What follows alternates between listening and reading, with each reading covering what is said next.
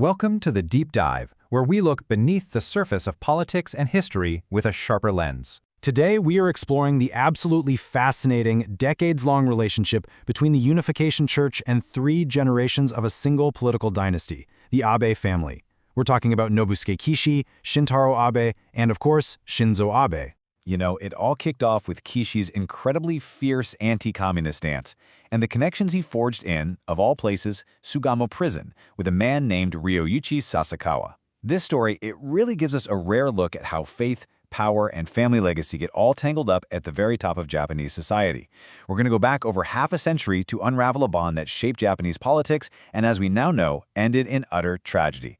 And this whole story really begins with the patriarch of the dynasty, Nobusuke Kishi. So let's start at the beginning. Section 1 is all about the origins of this relationship, which were really rooted in the shared ideology of the Cold War.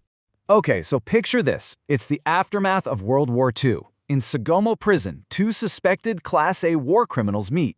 One is Nobusuke Kishi, a future prime minister. The other is Ryoichi Sasakawa, a powerful right-wing fixer. This friendship, forged in prison, would become the seed of a massive political alliance.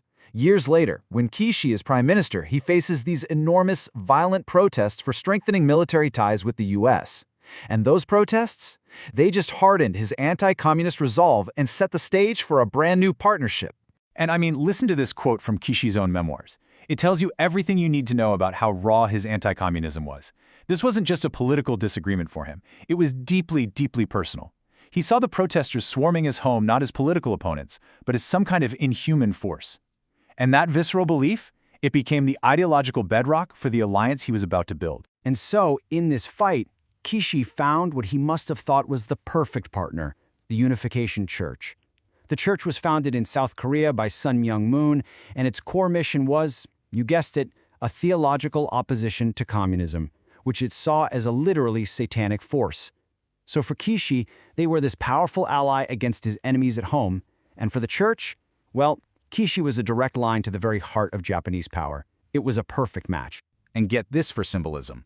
The relationship became so close that after Kishi left office, he sold one of his adjacent homes, and the Unification Church moved their Japan headquarters right in. This was no accident. It was a powerful, visible sign of their bond, brokered by their mutual friend from prison, Ryoichi Sasakawa. The very same garden where Kishi's young grandson, a boy named Shinzo Abe, used to play, was now right next door to the church's main hub. But okay, this ideological alignment, it very quickly translated into real, tangible political power. This wasn't just about sharing ideas, it was about winning elections. You see, the Unification Church understood its greatest asset, and that was its disciplined, organized, and incredibly motivated base of followers. They even had a formula. They calculated that it took just 40 dedicated believers working as full-time volunteers to generate enough votes to elect one politician.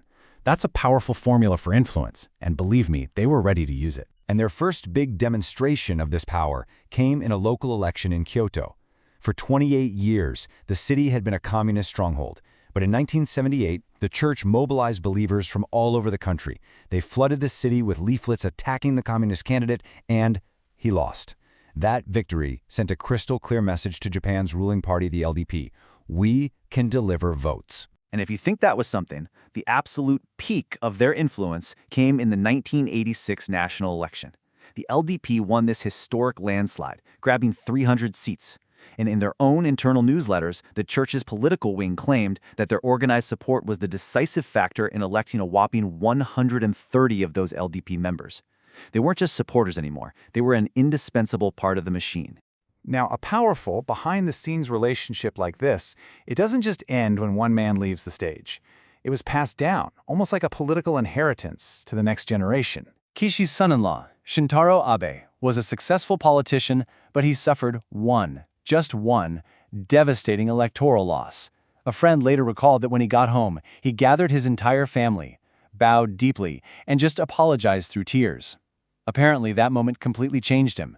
It made him obsessed with securing every single vote he possibly could, to make sure that never, ever happened again. So having inherited his father-in-law's political faction and all of his connections, Shintaro Abe openly embraced the church's support. He wasn't subtle about it. In this address you see here, he's not mincing words. He's thanking them directly, calling their work a patriotic effort to defend Japan. For him, their support had become absolutely essential for his political survival and, of course, his ambition. And so this incredibly complex legacy was then passed down again, this time to the third generation, his son, Shinzo Abe. Shinzo Abe didn't just inherit his father's seat in the Diet, he inherited his grandfather's entire conservative ideology. He even wrote in his book how much he admired Kishi's dignified attitude while facing down all those protesters.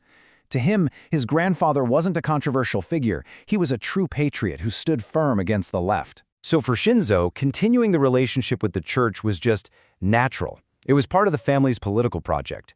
After he took over his father's political base, he kept the tradition going.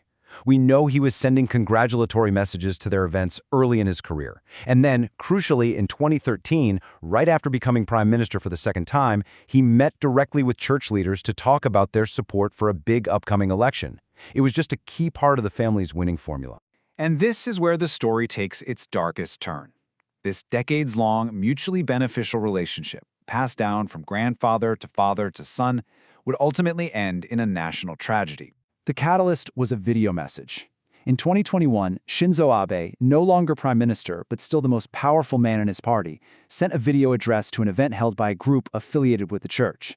In that video, he expressed his deep respect for the church's leader, Hak Jae-han Moon, and this very public display of support would have unforeseen and absolutely devastating consequences. Because that video message was seen by the man who would later assassinate Abe. The assassin's mother had apparently been bankrupted by huge donations to the church, and he blamed Abe for lending his powerful name and legitimacy to the very group he felt had destroyed his family. Abe's assassination on July 8, 2022, forced this long-hidden relationship out into the open, sparking a political firestorm and leading the LDP to publicly disavow the very group that had helped keep it in power for decades. On the other side, the church's political allies felt completely betrayed. Yoshio Watanabe, a leader in the church's political arm, who was actually at that 2013 meeting with Abe, said that tears came to his eyes when the LDP announced it was cutting all ties. It was a dramatic, bitter end to a half-century alliance that was forged in the Cold War and passed down through 3 generations of Japan's most powerful political family. And guiding us through this complex web, our producer FireflyHaku works behind the scenes to make sure every single one of these explainers is clear, engaging, and polished. Make sure you subscribe to the Deep Dive because the world's biggest stories really do deserve more than just the headlines. Grateful for your ears, spread the word, and join us again soon.